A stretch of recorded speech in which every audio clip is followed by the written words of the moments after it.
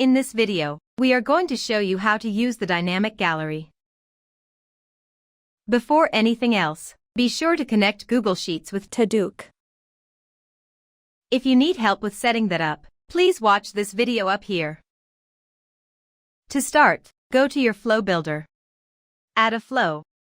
Then name your flow.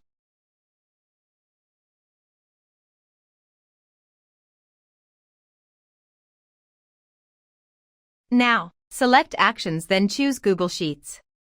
Then select Generate Dynamic Gallery. From here, connect your spreadsheet and the worksheet you want to use. You will then see a gallery card. It is important that you look up columns to return rows that match all filters. In this case, let us look up the type column.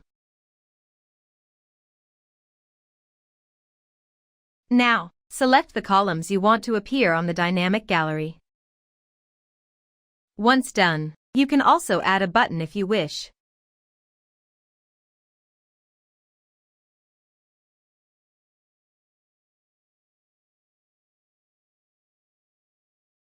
Now, let us preview your dynamic gallery. There you go. That is how you create a dynamic gallery in Todook.